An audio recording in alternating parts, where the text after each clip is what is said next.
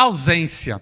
Os irmãos já pararam para perceber que quando essa palavra vem na nossa cabeça, muitas vezes ela está relacionada a algo ruim, a algo que não é bom, mas não é sempre assim, né? Eu posso ter a ausência de enfermidade. Isso é algo produtivo, isso é algo bom, não é verdade? Mas eu quero ressaltar com os irmãos justamente esse lado pejorativo da palavra, a ausência. Que nós possamos refletir na ausência como, nesses momentos que se seguem, como algo que não é bom, como algo ruim para nós. A gente pode ter a ausência de um emprego, isso é algo muito ruim, né? Para uma família precisar subsistir, ela precisa ter um emprego, precisa ter a fonte de recursos financeiros para que ela possa cumprir com seus deveres como cidadão. A gente pode ter também a ausência de alimentação. Já pararam para imaginar quantas pessoas padecem por essa ausência, né? Mas vamos falar sobre a ausência de companhia. A ausência de alguém ao nosso lado. A ausência de uma pessoa companheira para estar conosco. Vamos falar especificamente desse tipo de ausência. E alguém se preocupou muito com isso, né? No livro de Lucas 2:43, fala: e regressando eles, terminaram aqueles dias, ficou o menino Jesus aonde? Em Jerusalém. E não soube José e nem a sua mãe. Então agora Jesus com 12 anos, ele vai visitar Jerusalém, né, com seus pais, e de repente ele some. Então os seus pais sentem essa ausência. Quantos dos irmãos aqui já passaram por essa experiência de sentir a ausência do seu próprio filho? Levanta a mão. Mas de repente com saudade, né? Você viajou e você ficou saudoso dele. Eu já tive a experiência com a Michele, não foi uma vez só não, sabe? Da gente perder a Milena mesmo, de não achar mais a Milena. E é desesperador. Uma das vezes, né, amor, a gente estava almoçando num restaurante e Milena levantou para pegar um suco. E cadê Milena? Que não volta mais, e a gente levanta, procura, e era um outro país, a gente não dominava o idioma, né? Cadê Milena? Aquele desespero. Vai Isabela para um lado, vai Michele para o outro, e eu falei, não, eu vou ficar aqui, que se ela voltar, e era um restaurante muito grande, se ela voltar, tem que ter alguém aqui para encontrá-la. E depois de alguns minutos de angústia, assim, com aquela ausência, me vem a Isabela de mãozinha dada com a Milena com o rosto embargado de pranto, e a gente chega a respirar aliviada. Não é verdade? A gente respira melhor, um peso sai das nossas costas. Agora você imagina esquecer Jesus. Alguma coisa aconteceu nesse processo que gerou essa ausência. Os pais de Jesus, eles foram caminhando, achando que Jesus estava junto e que passaram à sua frente. Muitas vezes em nossa vida fazemos isso. Tomamos nossas decisões e vamos caminhando, achando que Jesus irá atrás. Mas está na ordem errada. Jesus deve ir em primeiro lugar no nosso caminho, junto conosco. Então a gente imagina José e Maria caminhando, a criança caminhando, andando, né? E talvez conversando ali. Não, vamos. Ele nos acompanha. Ele deve estar parou para ver alguma coisa e ele há de nos encontrar. Sem dúvida alguma, um pensamento que pode estar passando nas igrejas, na cabeça dos irmãos, né? Mas como assim você está numa cidade, você vai abandonar o seu filho? Você caminhar, você vai deixá-lo para trás? Como assim você vai deixar Jesus para trás? Não é verdade? Mas quantas vezes a gente não faz isso também? No nosso dia a dia, na nossa correria, nos nossos afazeres diários, a gente vai caminhando, a gente vai seguindo o fluxo da nossa vida, nós vamos tomando as nossas decisões, nós vamos agindo, vamos reagindo, vamos agindo, vamos reagindo, e quando a gente para refletir, estamos com a ausência de alguém muito importante ao nosso lado. Estamos com a ausência de quem? Com a ausência de Jesus. Assim como a gente pode pensar, poxa, mas o André e a Michele são muito irresponsáveis, perder a Milena no restaurante, como assim? Mas José e Maria perderam o seu próprio filho numa cidade que estava cheia. Isso é muita irresponsabilidade. Mas nós também somos irresponsáveis quando nós tocamos o rumo da nossa vida, quando nós seguimos o nosso dia a dia e nós deixamos Jesus para trás. Nós estamos dessa forma também gerando a ausência de Jesus ao nosso lado. Querido jovem, para você é muito pior. Para você o dia a dia é mais corrido. Para você o dia é mais atribulado. Você tem mais coisa para fazer, você tem mais coisa para executar. E é nesse momento que você deve parar para perceber se não está existindo na sua vida a ausência de alguém.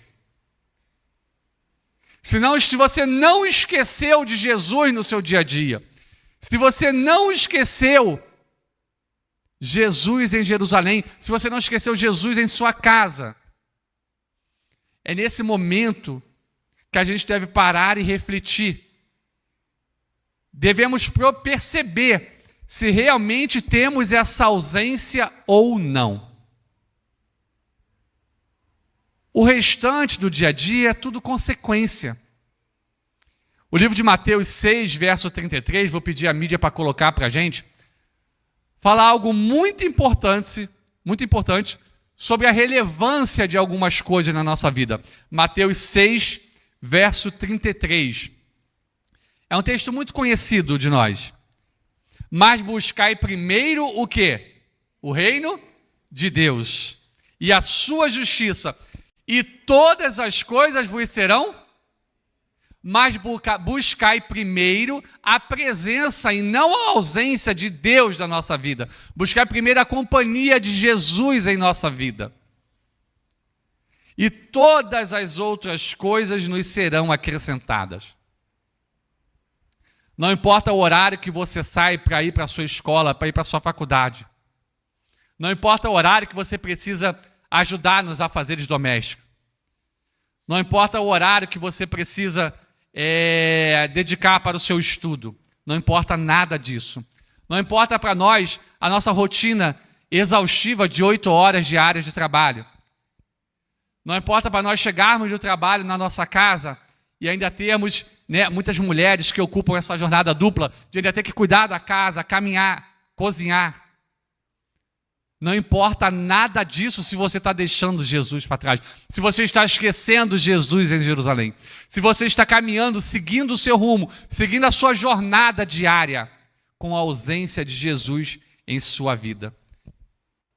Se temos passado à frente de Jesus em nossas decisões, nós devemos orar. Nós devemos buscar primeiro a presença de Deus em nossa vida. E o restante tudo será acrescentado. O restante, as demais coisas serão acrescentadas em nossa vida.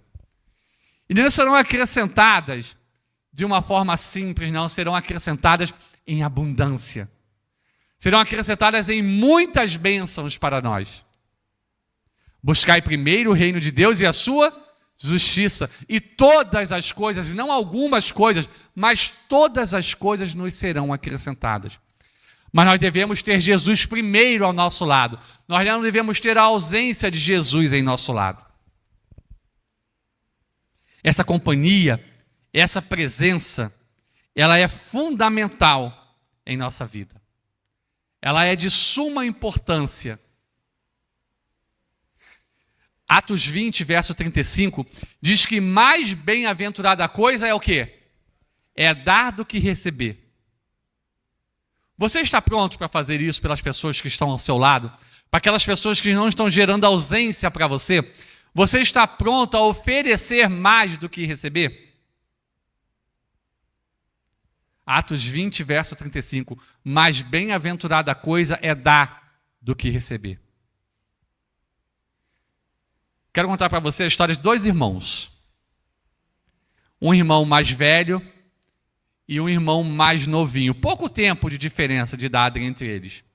1 ou 2 anos no máximo. E eram 2 meninos. Um irmão desse você já sabe o nome, né? Um era Brian. O outro vai ficar sem nome na nossa história. Vamos apenas nos atentar a Brian. E eles cresceram juntos. Essa diferença de 1 ano e meio de idade entre eles proporcionava a presença de um na vida do outro e do outro na vida de um constantemente.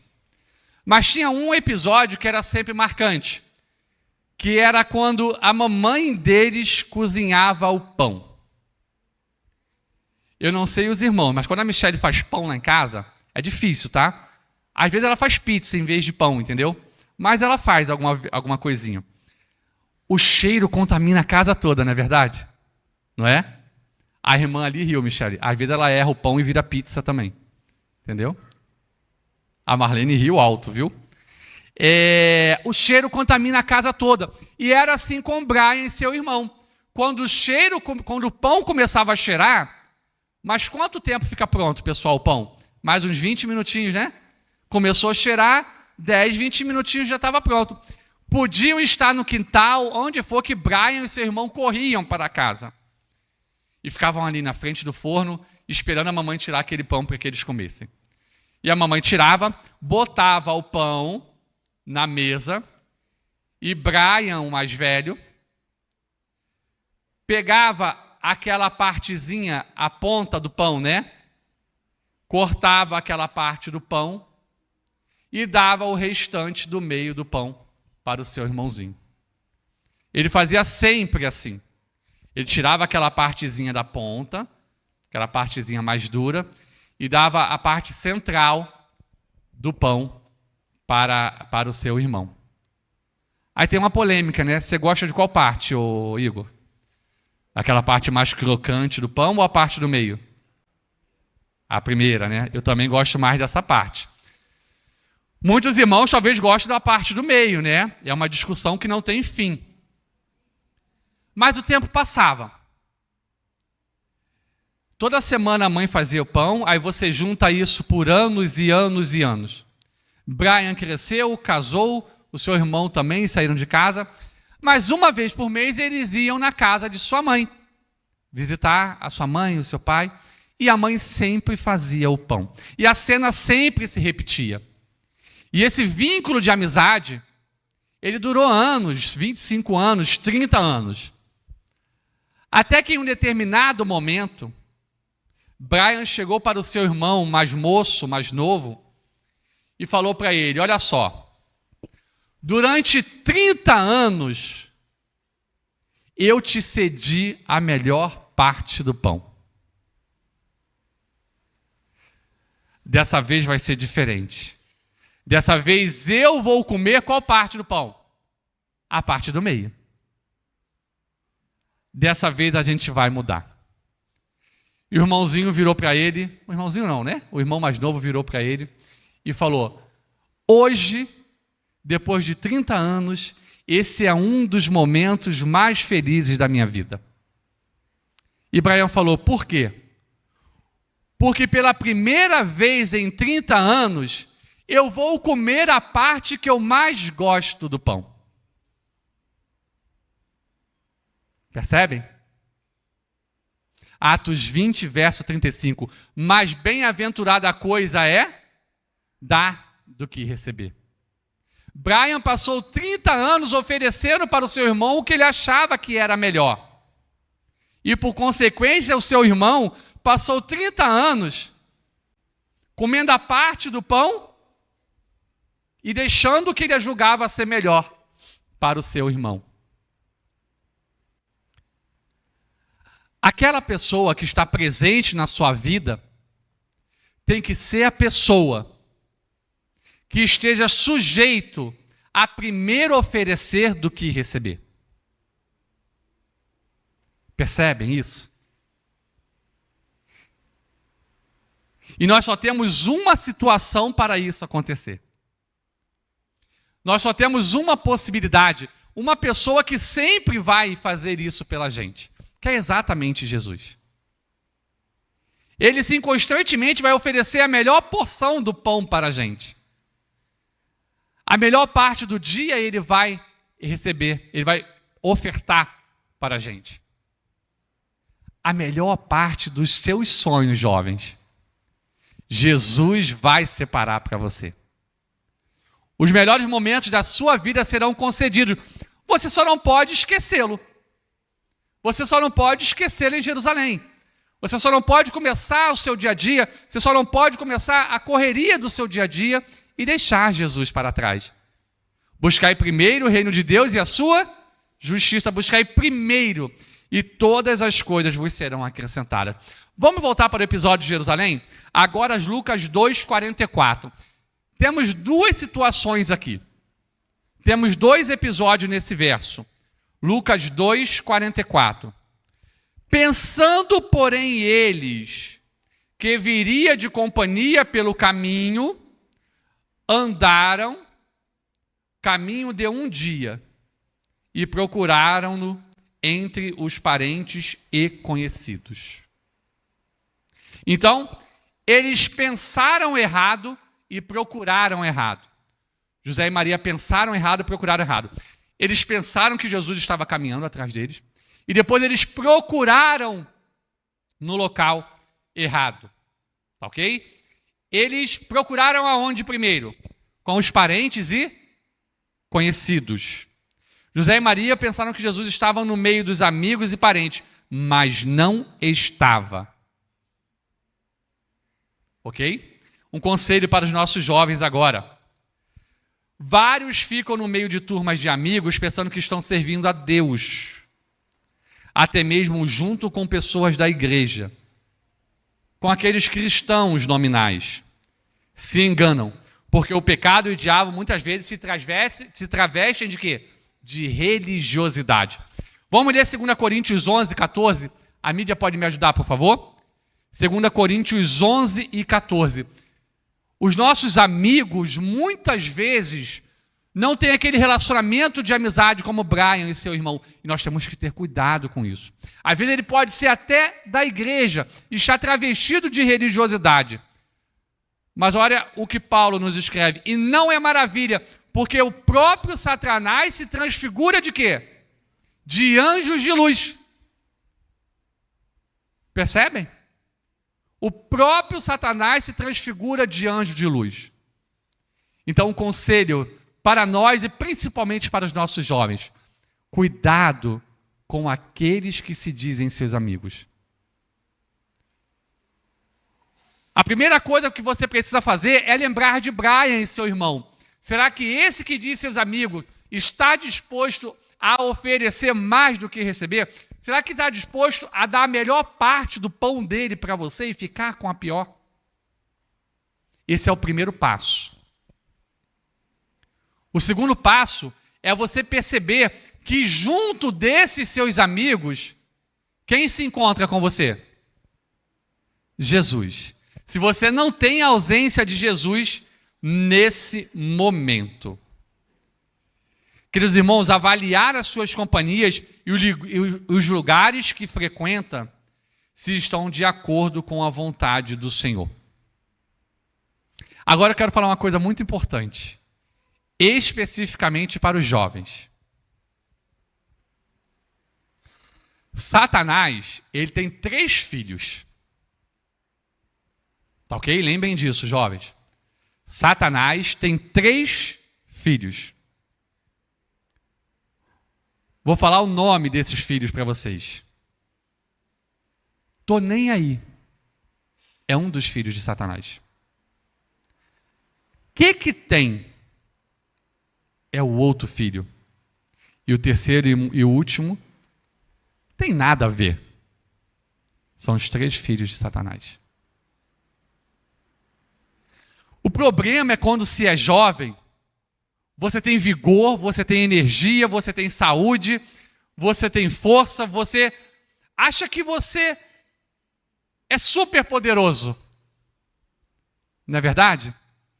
E quando às vezes a gente chega a alguma exortação, alguma palavra dos nossos pais para a gente, aí o que a gente fala? Às vezes você nem fala, né? Porque esse primeiro filho aqui é difícil da gente falar, né?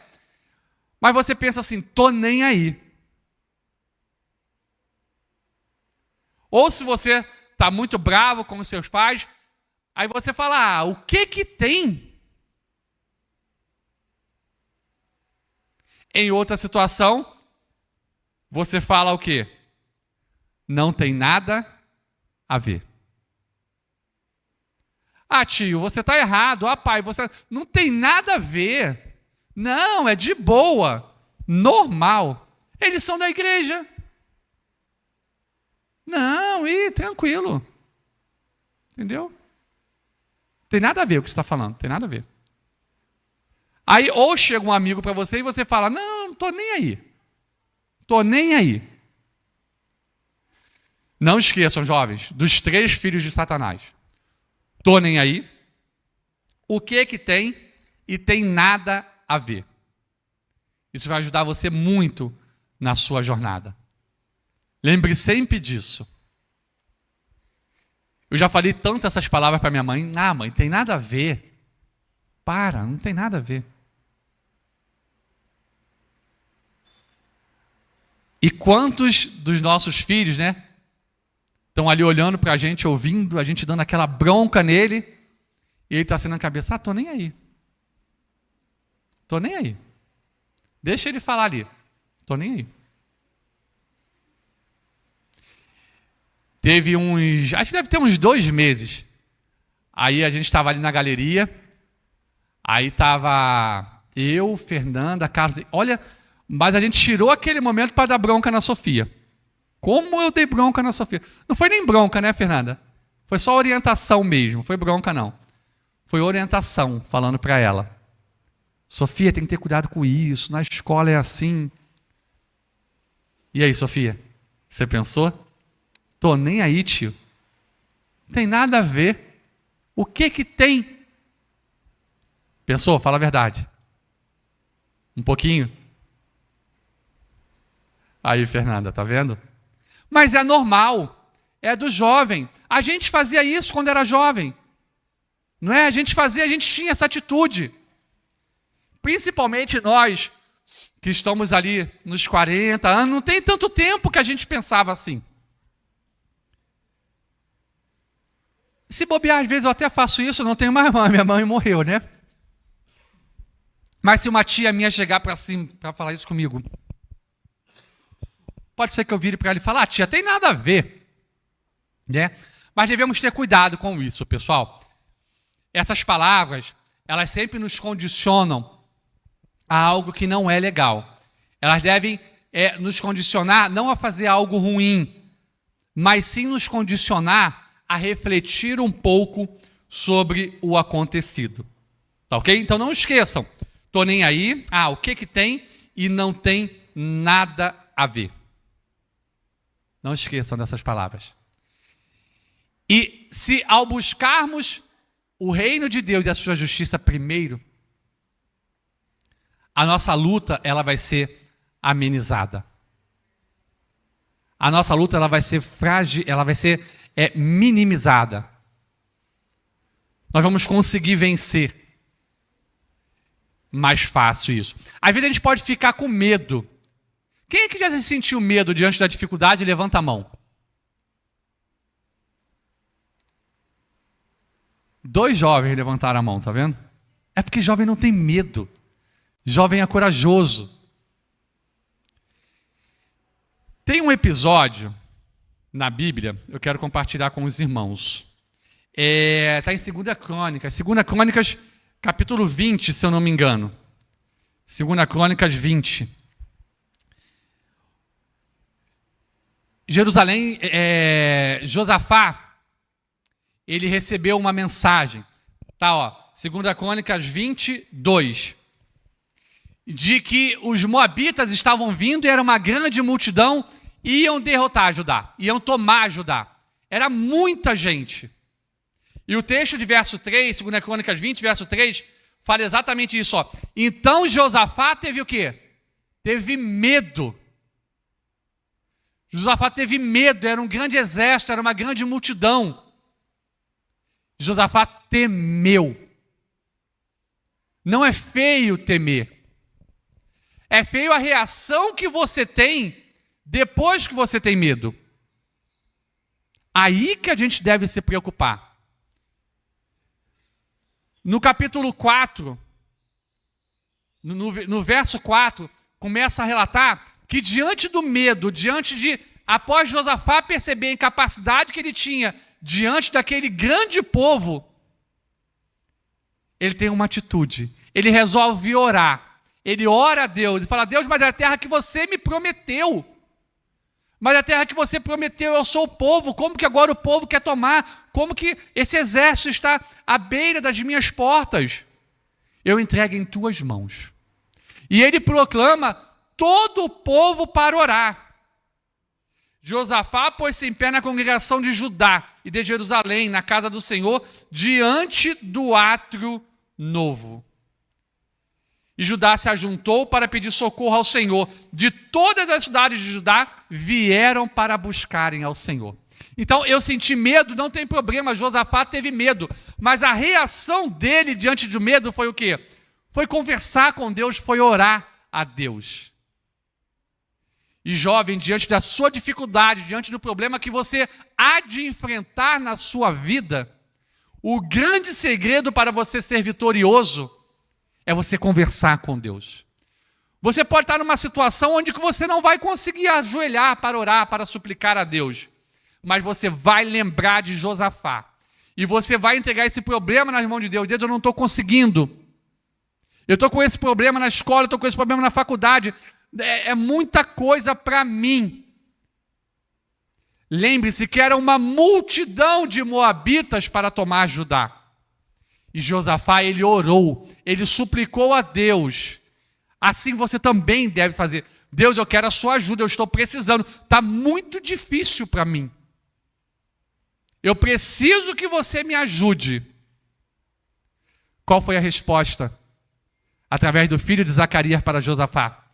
Está do verso 14, 15 e 16. A súplica de Josafá, ela foi ouvida. De forma que Deus falou para ele: você vai descer e nessa batalha você não vai precisar tomar parte dessa batalha. Você vai descer até o vale e vai ficar em pé. Só isso, mais nada. E quando o exército, aquele grande exército, aquele inumerável exército se aproximava, Deus realizou uma emboscada no vale para aquele exército. Josafá não precisou tomar parte nessa batalha. Vejam, era um exército muito grande. Mas quando Josafá ele ora a Deus, ele busca a Deus, ele sente medo e fala: eu preciso de você, Senhor. Essa batalha, ela é de Josafá agora? Essa batalha, ela é de Judá? Não, ela é de Deus. E Deus fala: não precisa você tomar parte, deixa comigo que eu vou resolver tudo. Você vai até lá, mas você não vai pelejar. Você vai ficar parado, você não vai fazer nada. E eu vou livrar o seu povo. E assim aconteceu. Se Deus foi capaz de fazer isso com Josafá, Ele há de fazer muito mais por nós, porque os nossos problemas são infinitamente menores do que aquele. Os nossos problemas são infinitamente insignificantes diante daquela situação que eles se encontravam diante daquele grande exército. Irmãos, eles pensaram errado quando julgaram que Jesus estaria os acompanhando. E eles procuraram errado quando foram procurar no meio dos parentes e dos amigos. Onde era o local certo para que eles procurassem Jesus? Na casa de Deus. Lucas 2, verso 46. E aconteceu que passados 3 dias, acharam Jesus aonde? No templo. Jesus estava estudando com os grandes. Ele estava interrogando, questionando, estava ali estudando. O local certo para procurar Jesus era no templo. Da mesma forma hoje, irmãos. Se você está com a ausência de Jesus em sua vida, o local certo não é você procurar na casa de parentes e de amigos. É você procurar Jesus na igreja. É você procurar Jesus no templo. E ao encontrar Jesus, é você suplicar a ajuda para a sua necessidade. Muitas vezes esse templo pode não ser o templo físico, pode não ser esse móvel aqui na Rua Barbosa 230. Apocalipse 3, verso 20, diz que eis que estou à porta e quê? E bato. Se alguém ouvir a minha voz abrir a porta, eu entrarei em sua casa, cearei com ele e ele comigo. Que porta é essa que Jesus está batendo? A porta do meu coração. É a porta do seu coração. É a porta do coração de cada um dos nossos jovens. Esse é o templo que Jesus está batendo. Essa é a igreja que Jesus está batendo. Então cabe a cada um de nós ouvir a sua voz, abrir a porta para que Jesus possa entrar e ali ele possa cear conosco e nós cearmos com ele. Que ali ele possa socorrer-nos nas nossas dificuldades, fortalecer-nos nas nossas fraquezas, para que ele possa fazer sempre parte presente na nossa jornada espiritual. Amém.